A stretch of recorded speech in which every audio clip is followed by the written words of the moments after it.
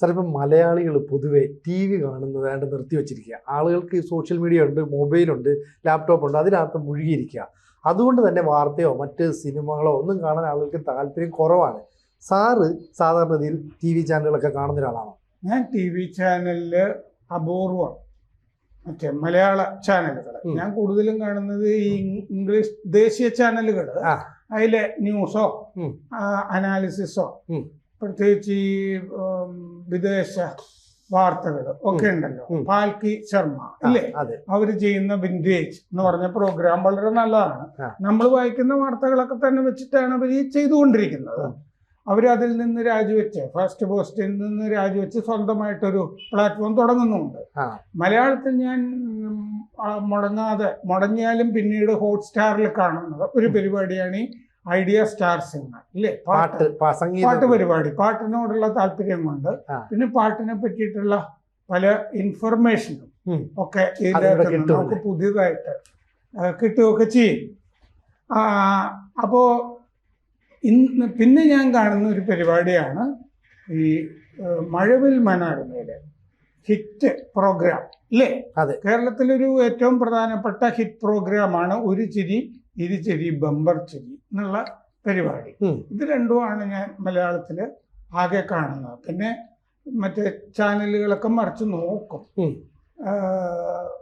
പല ആളുകളും ഈ CPM സ്വയം വെച്ചിരിക്കുന്നതായിട്ട് കാണുമ്പോൾ അത് അപ്പോൾ കോമഡി ഒക്കെ മനസ്സിലൊരു റിലാക്സ് കിട്ടുമല്ലോ എന്നൊക്കെ വിചാരിച്ചിട്ട് കാണുന്നതല്ലേ സാർ? അപ്പോൾ അത്തരം സിനിമ ഈ പ്രോഗ്രാം ഒക്കെ കാണുമ്പോൾ അത് ഈ പറയുന്ന പോലെ രാഷ്ട്രീയത്തിന് അടിയറവ് പറയാത്ത സ്വതന്ത്രമായ നിലപാടുള്ള ഹാസ്യം അങ്ങനെയല്ലേ നമ്മൾ കരുതുന്നത്? അങ്ങനെയാണ് സാർ? ഞാൻ മറ്റേ രാഷ്ട്രീയമായിട്ട് പ്രത്യേകിച്ച് ബന്ധമില്ല, അല്ലെങ്കിൽ രാഷ്ട്രീയ നേതാക്കളെയൊക്കെ എന്തെങ്കിലും കളിയാക്കുകയൊക്കെ ചെയ്യും എന്നൊക്കെ പറഞ്ഞിട്ടാണ് ഈ ഒരു ചിരി ഇരുചിരി ബമ്പർ ചിരി കാണുന്നത്. പക്ഷെ ഇന്നലെ ഒരു ചിരി ബമ്പർ ചിരി, ഞാനും ഭാര്യയും കൂടിയാണ് ഇത് രണ്ടും കാണുന്നത്. അപ്പോൾ ഈ ഒരു ചിരി ഇരുചിരി ബമ്പർ ചിരി എന്നെയും ഭാര്യ അങ്ങനെ രാഷ്ട്രീയമൊന്നും നോക്കുന്ന ആളല്ല, പക്ഷെ അവർക്കും ഇത് കണ്ടിട്ട് അവർ ഞെട്ടിപ്പോയി. അവരും വല്ലാതെ എന്താ ചെയ്യേണ്ടതെന്ന്, ഒന്നാമത് ഞാൻ ഇത്രയും കൊല്ലമായിട്ട് മാധ്യമപ്രവർത്തനം നടത്തുന്നതൊക്കെ അവർക്കറിയാമല്ലോ, ഞെട്ടിപ്പോയി. ഒന്നാമത് ഈ ഒരു ചിരി ബമ്പർ ചിരി ഞങ്ങൾ ഈ തുടക്കം തന്നെ കണ്ടിട്ടില്ല. അപ്പോൾ ആദ്യം തന്നെ എന്താണ് പറഞ്ഞിട്ടുണ്ടാവുക എന്നുള്ളത് അറിയില്ല. ഈ കാർത്തിക് സൂര്യ എന്ന് പറഞ്ഞിട്ടൊരു അവതാരകനാണ്. അയാൾ വന്നിട്ട് ആദ്യം പറഞ്ഞിരിക്കുന്നത് എന്താണെന്ന് അറിഞ്ഞുകൂടാ. നമ്മൾ ഇത് പരിപാടി തുടങ്ങിയിട്ടാണ് കാണുന്നത്. അപ്പോൾ സംഭവിച്ചിരിക്കുന്നത് എന്താണെന്ന് വെച്ച് കഴിഞ്ഞാൽ ഒരു ചിരി ഇരുചിരി ബമ്പർ ചിരി എന്ന് പറഞ്ഞ ഹാസ്യ സ്കിറ്റുകളുടെ പ്രോഗ്രാം അത് CPM വിറ്റിരിക്കുന്നു എന്ന് ഒരു ഹാസ്യ പരിപാടി മുഴുവൻ ബ്രാൻഡ് ചെയ്തിരിക്കുന്നു. ഇങ്ങനെ ഒരു ചാനലിനെ CPM ഏറ്റെടുത്തിരിക്കുന്നു. അല്ലെങ്കിൽ മലയാള മനോരമ, മഴവിൽ മനോരമ എന്ന് പറഞ്ഞ ചാനലിലെ ഏറ്റവും പോപ്പുലറായ പ്രോഗ്രാം CPM വിറ്റിരിക്കുന്നു എന്ന് മനസ്സിലായി. ഇതെങ്ങനെയാണ് മനസ്സിലായതെന്ന് വെച്ചാൽ ചില അതിൻ്റെ അകത്ത് വരുന്ന സ്കിറ്റിലുള്ള ചില ആളുകളുടെയൊക്കെ പേര് എനിക്ക് ഓർമ്മയുണ്ട്, ഈ നിരന്തരം കണ്ട് എല്ലാവരുടെയും പേര് ഓർമ്മയില്ല. പക്ഷെ 2 പേര് നല്ല കോമ്പിനേഷനാണ്. വാവ എന്നാണ് ഒരാളുടെ പേര്, മറ്റേയാളുടെ പേര് ഓർമ്മയില്ല. പക്ഷെ മറ്റേയാൾ MBA പഠിച്ചിട്ടുള്ള ആളാണെന്ന് ഈ അത്യാവശ്യം ഇംഗ്ലീഷൊക്കെ ചില ഹാസ്യ സ്കിറ്റുകളിൽ പറയാറുണ്ട്. അങ്ങനെ പറഞ്ഞപ്പോൾ ഈ വാവ തന്നെ ഇയാൾ MBA പാസ്സായിട്ടുള്ള ആളാണെന്ന് ഒരിക്കൽ പറഞ്ഞതിൻ്റെ ഓർമ്മയിൽ നിന്നാണ് ഞാൻ ഈ പറയുന്നത്. അപ്പോൾ ഈ സ്കിറ്റ് എന്താന്ന് വെച്ചാൽ ഗൾഫിൽ നിന്ന് ഒരാളിങ്ങനെ വന്നിരിക്കുന്നു. ഈ വന്നിരിക്കുന്ന ആളുമായിട്ട് ഈ വാവ സംസാരിക്കുമ്പോൾ നമ്മളിതിൻ്റെ ആദ്യം വാവ തമാശ പറയുന്നുണ്ട്. അപ്പോൾ ഒരു തമാശ സ്കിറ്റാണെന്നുള്ള തോന്നല് നമുക്കുണ്ടാകുന്നുണ്ട്. പക്ഷെ പിന്നീട് നമ്മൾ ഞെട്ടുകയാണ്. കാരണം ഈ വാവ ഈ ഗൾഫിൽ നിന്ന് വന്ന ആളോട് കേരളത്തിന്, വാവ ഗൾഫിലായിരുന്നപ്പോൾ കേരളത്തിന് ഈ ഭരണകാലത്തെ പിണറായി വിജയന്റെ ഭരണകാലത്ത് ഉണ്ടായ വികസനം ഉണ്ടല്ലോ, ആ കാര്യങ്ങൾ ഇങ്ങനെ പറഞ്ഞുകൊണ്ടിരിക്കുക സ്കിറ്റിൻ്റെ അകത്ത്. അതിൻ്റെ അകത്ത് ഹാസ്യവും ഇല്ല. ഹാസ്യം കൊണ്ട് മറയ്ക്കാനെങ്കിലുള്ള ബുദ്ധി മലയാള മനോരമ ഈ കാണിക്കണമായിരുന്നു. മഴവിൽ ചാനൽ അല്ലേ മഴവിൽ മനോരമ മനോരമ ചാനൽ കാണിക്കണമായിരുന്നു, അതുണ്ടായില്ല. ഇങ്ങനെ ആണോ അങ്ങനെയാണോ എന്നിട്ട് ഗൾഫിൽ നിന്ന് വന്ന കഥാപാത്രം ചോദിക്കുകയാണ്. അപ്പൊ ആദ്യം ഭാഗത്തുള്ള ഇതിന്റെ തമാശ എന്താന്ന് വെച്ചാല്, ഇയാൾ അവിടുത്തെ ഡ്രൈവർ ഒക്കെയാണ് ഈ ഗൾഫില് നിന്ന് വന്നിരിക്കുന്ന കഥാപാത്രം. അപ്പോ ഭാര്യയെ സ്കൂളിൽ പലയിടത്തും കൊണ്ടുപോകണം, ഷോപ്പിങ്ങിന് കൊണ്ടുപോകണം, ഇതൊക്കെയാണ് ജോലി എന്ന് പറയുന്നുണ്ട്. അപ്പൊ ഈ വാവ ചോദിക്കുന്നുണ്ട്, സുഖജീവിതമാണല്ലോ, ഇത്രയല്ലേ ചെയ്യാനുള്ളൂ ഒരു ഭാര്യ, അതെങ്ങനെയാണ് സുഖജീവിതമാവുന്നത്? ഷെയ്ഖിന് 16 ഭാര്യമാരാണ് എന്ന് പറയുന്നിടത്തൊരു ചെരി പൊട്ടുന്നുണ്ട് എന്നല്ലാതെ പിന്നീട് മുഴുവൻ മറ്റേത് കിട്ടുന്നുണ്ട്, ഇത് കിട്ടുന്നുണ്ട്, നമുക്ക് വലിയ സൗകര്യങ്ങൾ ചെയ്തിട്ടുണ്ട്, യുവാക്കൾക്ക് തൊഴിലവസരങ്ങൾ വല്ലാതെ കൂടിയിട്ടുണ്ട്, അതിദാരിദ്ര്യ നിർമ്മാർജ്ജനം നടന്നിട്ടുണ്ട് എന്ന് പറഞ്ഞിട്ട് ഇങ്ങനെ പറഞ്ഞുകൊണ്ടിരിക്കുകയാണ് ഈ വാവ. അവസാനം ഈ ഗൾഫിൽ നിന്ന് വന്ന കഥാപാത്രം പറയുകയാണ്, അപ്പോൾ ഞാൻ ഒരു കാര്യം തീരുമാനിച്ചു, ഇനി ഞാൻ ഗൾഫിലേക്ക് മടങ്ങിപ്പോകുന്നില്ല. ഇത് ഇവിടം കൊണ്ട് തീർന്നില്ല. ഈ ഹാസ്യ പരിപാടി ഒരു ചിരി ഇരുചിരി ബമ്പർ ചിരി നിൽക്കുമ്പോൾ ഇത് വൈൻഡപ്പ് ചെയ്യുമല്ലോ. വൈൻഡപ്പ് ചെയ്യുമ്പോൾ ഈ ജഡ്ജിമാരുടെ കൂട്ടത്തിൽ 3 പേരായിരിക്കുന്നത്. കോട്ടയം നസീർ, ബിബിൻ ജോർജ്, തിരക്കഥാകൃത്ത്, പാട്ടെഴുത്തുകാരൻ, നടൻ ബിബിൻ ജോർജ്, നമ്മുടെ SP പിള്ളയുടെ മഞ്ജു പിള്ള, ഈ 3 പേരുമാണ്. അപ്പോൾ ഏറ്റവും ഒടുവിൽ സ്റ്റാർട്ടപ്പ് രംഗത്ത് കേരളം നടത്തിയ കുതിച്ചു ചാട്ടം എന്ന് പറഞ്ഞിട്ട് ഈ അവതാരകനായ കാർത്തിക് സൂര്യയും ബിബിൻ ജോർജും തമ്മിൽ അങ്ങോട്ടും ഇങ്ങോട്ടും ഡയലോഗ്. ഞാൻ ഒരു സ്റ്റാർട്ടപ്പ് തുടങ്ങാൻ പോവുകയാണ് ജഡ്ജിമാരെ എന്ന് പറഞ്ഞിട്ട് കാർത്തിക് സൂര്യ ആ വിഷയം അവതരിപ്പിക്കുകയാണ്. ഇവിടെ യൂണിക്കോൺ ഉണ്ടാവുന്നു എന്നൊക്കെ പറഞ്ഞിട്ട്, ഇവിടെ ഒരു യൂണിക്കോൺ പോലും ഉണ്ടായിട്ടില്ല എന്നാണ് രാജീവ് ചന്ദ്രശേഖർ. യൂണിക്കോൺ എന്ന് പറഞ്ഞാൽ 100 കോടി വരുമാനം നേടുന്ന സ്റ്റാർട്ടപ്പിനെയാണ് യൂണിക്കോൺ എന്ന് പറയുന്നത്. ഇവിടെ യൂണിക്കോൺ ഒന്നും ഉണ്ടായിട്ടില്ല എന്നുള്ളത് രാജീവ് ചന്ദ്രശേഖർ എപ്പോഴും പറയുന്നതാണ്. അങ്ങനെ ഒരു നേട്ടം കൈവരിച്ചിട്ടില്ല എന്ന് പറഞ്ഞിട്ട് എന്നിട്ട് അത് ശരിയാണെന്ന് പറഞ്ഞിട്ട് ബിബിൻ ജോർജും കുറെ സംസാരിക്കുന്നു. അപ്പൊ ബിബിൻ ജോർജിനോടും കാർത്തിക് സൂര്യയോടും ആയിരിക്കും ഈ പരിപാടിയുടെ പ്രൊഡ്യൂസർ ഇത് സംസാരിക്കണം എന്ന് പറഞ്ഞിട്ടുണ്ടാവുന്നത്. കാരണം കോട്ടയം നസീർ അതിൻ്റെ അകത്ത് ഒരു അഭിപ്രായം പറയുന്നില്ല. മഞ്ജു പിള്ളയാണെങ്കിൽ ചോദിക്കുന്നതേ, മഞ്ജു പിള്ളക്ക് ഈ പശു വളർത്തൽ ഫാം ഉണ്ട്, പശു ഫാം. അപ്പോൾ അവരെ അവസാനം ഒരു മണ്ടത്തരം പോലെ ചോദിക്കുകയാണ്, ഞാനൊരു ഫാം ഇങ്ങനെ വളർത്തുന്നുണ്ട്, അതൊരു സ്റ്റാർട്ടപ്പ് അല്ലേ? അതിന്റെ ഇടയ്ക്കൂടല്ലേ ഏറ്റവും ഒടുവിൽ സംശയം വന്നിട്ട് ചോദിക്കും, കോമഡി പ്രോഗ്രാം ആണോ അതോ ഈ പാർട്ടിയുടെ PR വർക്കാണോ എന്ന് ഒറ്റ നോട്ടത്തിൽ തോന്നി. ഇപ്പൊ സാറ് സ്ഥിരമായിട്ട് ഈ കോമഡി കാണുന്നതുകൊണ്ട് അതിന്റെ ഒരു പക്ഷപാതിത്വം പെട്ടെന്ന് മനസ്സിലാവും എങ്ങോട്ടാണ് ഈ ചായ്വ് എന്നുള്ളത്.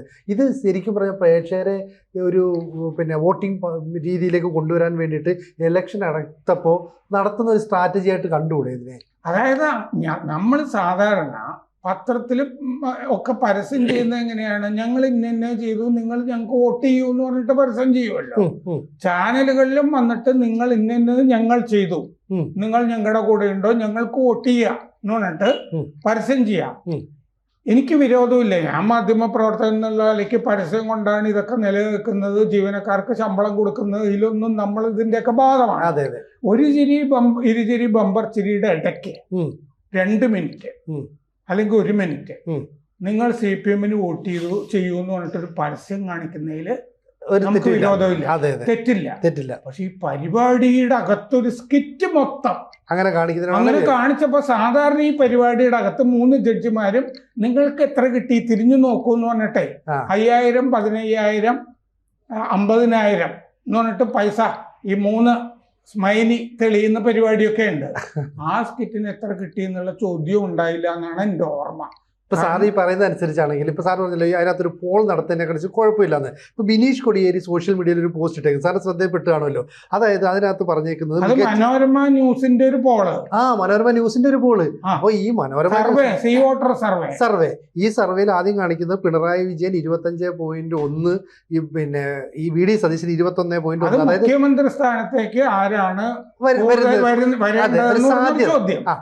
എന്നിട്ട് മിനിറ്റുകൾക്കുള്ളിൽ അത് മാറിയിട്ട് മികച്ച മുഖ്യമന്ത്രി സ്ഥാനാർത്ഥി ആരെന്നുള്ളത് ഈ 25.1 വി ഡി സതീശന് നേരെയും പിണറായി വിജയന് നേരെ 21.1 കാണിച്ചേക്കുന്നത്. അപ്പോൾ പെട്ടെന്ന് മാറി പറയും. അപ്പോൾ വിമർശനം ഉന്നയിച്ചേക്കുന്നത് മനോരമ ആയതുകൊണ്ട് ഇതും ഇതിനപ്പുറം കാണിക്കുന്ന അറിയാം. അതുകൊണ്ടാണ് ആളുകൾ ഇതിൻ്റെ സ്ക്രീൻഷോട്ട് എടുത്തു വെച്ചിട്ട് ഇത് മാറ്റി മറിച്ചെങ്കിലും ഇതിനകത്തൊരു പ്രശ്നം പറ്റിയത് ഈ 25.1 എന്ന് കാണിക്കുമ്പോൾ ഒരു ആരോ മാർക്ക് മേളിലോട്ട് കാണിക്കും.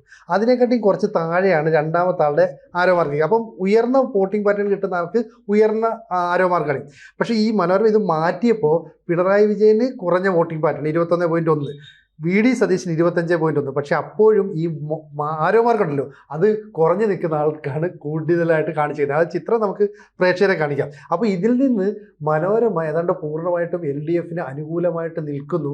പിന്നീട് ആരൊക്കെയോ ഇടപെട്ട് അതിനെ UDF രീതിയിലേക്ക് മാറ്റുന്നു. എന്നോട് വേറൊരു ദിവസം ഒരു ചർച്ചയില് സിനിജി TV രംഗത്ത് ഉണ്ടായിരുന്നോണ്ട് CPM പല ചാനലുകൾക്ക് കൊടുത്ത കോടികളുടെ ഒരു കണക്ക് പറഞ്ഞില്ലായിരുന്നു. അതെ, അത് ഞാൻ അന്ന് അത്ര വിശ്വസിച്ചിരുന്നില്ല. ഇപ്പൊ ഞാൻ അത് വിശ്വസിക്കുന്നു സാറേ. കോടികൾ കൊടുക്കുന്നു. ഇനി ഒരു 5 വർഷം കൂടി അധികാരത്തിലേക്ക് വരുമെന്ന് ഉറപ്പാക്കാൻ വേണ്ടി എത്ര കോടി ചെലവാക്കാനും CPM തയ്യാറാ. അപ്പൊ അവര് മൊത്തത്തിൽ ആ ചാനലിനെ അങ്ങ് മേടിക്കുകയാണ്. വാർത്തകൾ ഒന്നും നെഗറ്റീവായിട്ട് വരും. മനോരമ ന്യൂസ് ആയതുകൊണ്ട് ഞാൻ ഈ സീ വോട്ടർ സർവേ മനോരമ ന്യൂസിൽ കാണുന്നില്ല എന്നുള്ളതാണ് വാസ്തവം. ഇത് കാണാത്തതിന്റെ കാര്യം എന്താന്ന് വെച്ച് കഴിഞ്ഞാൽ കഴിഞ്ഞ കൊല്ലത്തെ ഒരു തെരഞ്ഞെടുപ്പ് സർവേ ഞാൻ കാണുന്നുണ്ടായിരുന്നു. അങ്ങനെ കാണുമ്പോൾ ഞാൻ ഞെട്ടിപ്പോയൊരു സന്ദർഭം ഉണ്ടായിരുന്നു. അതെന്താന്ന് വെച്ചാല് ഈ തൃശ്ശൂര് സർവേ മുരളീധരന് 6% വോട്ട് കുറവ്. എന്നിട്ട് സർവേ നടത്തുന്ന അവതാരകർ പറയാണ് എങ്കിലും മുരളീധരൻ ജയിക്കുന്നു. ഇത് 6% വോട്ട് കുറഞ്ഞിരിക്കുന്നു. സുരേഷ് ഗോപിക്ക് വോട്ട് കൂടിയിരിക്കുന്നു എന്നുള്ളത് മനോരമ സർവേയിൽ കണ്ടിട്ടുണ്ട്. പക്ഷെ അവർക്ക് പറയാൻ മടി. അത് പറയാൻ വയ്യ. അപ്പൊ അങ്ങനെ അത് കണ്ടതോടുകൂടി അത് ഞാൻ അന്നത്തെ ചർച്ചയിൽ തന്നെ പറഞ്ഞിട്ടുള്ളതാണ്. അപ്പൊ പിന്നെ ഞാൻ ഇത് കാണേണ്ടതില്ല എന്ന് വെച്ചതാണ്. അപ്പോ ഇതിന്റെ അകത്ത് ഞാൻ ഈ മലയാള മനോരമയുടെ തന്നെ ദ വീക്കിലെ ന്യൂസ് എഡിറ്ററായിരുന്നു. അപ്പൊ ഞങ്ങള് വീക്കില് ഈ സർവേ നടത്തുന്നുണ്ടായിരുന്നു, ഇലക്ഷൻ സർവേകൾ. അത് ഇംഗ്ലീഷ് ആണല്ലോ. അതിൻ്റെ അകത്ത് ആർക്ക് സർവേയിലും മുൻതൂക്കം കിട്ടിയാലും കുഴപ്പമൊന്നുമില്ല എന്ന് മാത്തൂട്ടിച്ചാനൊക്കെ ഉള്ള കാലാണ്. നിലപാട് അങ്ങനെയായിരുന്നു, നിങ്ങൾ ഇംഗ്ലീഷിൽ സർവേ നടത്തിക്കോ എന്ന്. ആ കാലത്ത് മനോരമയുടെ തീരുമാനം എന്താന്ന് വെച്ചാൽ മലയാള മനോരമ സർവേ നടത്തില്ല, ഇലക്ഷൻ സർവേ. എന്താണെന്നറിയോ? UDF തോറ്റുപോകുന്ന സർവേയിൽ കണ്ടുവന്നിരിക്കട്ടെ, മലയാള മനോരമയ്ക്ക് ഇത് പ്രസിദ്ധീകരിക്കാൻ പറ്റില്ല. കാരണം മലയാള മനോരമ പരമ്പരാഗതമായിട്ട് കോൺഗ്രസിന്റെ കൂടെയാണ്. കോൺഗ്രസ് തോറ്റുപോകുന്ന മലയാള മനോരമയുടെ സർവേയിൽ കണ്ടാൽ തന്നെ പ്രസിദ്ധീകരിക്കാൻ പറ്റില്ല. അതാണ് പ്രശ്നം. അങ്ങനെ കണ്ടു കഴിഞ്ഞാൽ സർവേയില് തട്ടിപ്പ് നടത്തേണ്ടി വരും. ഈ തട്ടിപ്പാണല്ലോ ഇപ്പോ മനോരമ ന്യൂസിൽ കണ്ടതും കഴിഞ്ഞ കൊല്ലവും നമ്മൾ കണ്ടത്. ഇപ്പോ സംഭവിച്ചത് ബിനീഷ് കോടിയേരി ഇട്ടിരിക്കുന്ന പോസ്റ്റ് ഞാൻ കണ്ടു. മികച്ച മുഖ്യമന്ത്രി ആര് എന്ന് സർവേയിൽ ചോദ്യം. 29-ാം മിനിറ്റില് കണ്ട സ്ക്രീൻഷോട്ടും പിന്നീട് ഉച്ചയ്ക്ക് കണ്ട സ്ക്രീൻഷോട്ടും തമ്മിലുള്ള വ്യത്യാസമാണ് ബിനീഷ് കോടിയേരി പോസ്റ്റ് ചെയ്തത്. 29-ാം മിനിറ്റിൽ പിണറായി വിജയന് 25.1%. ഉച്ചയ്ക്ക് കാണിക്കുമ്പോൾ പിണറായി വിജയൻ അത് കുറഞ്ഞിരിക്കുന്നു, 21.1%.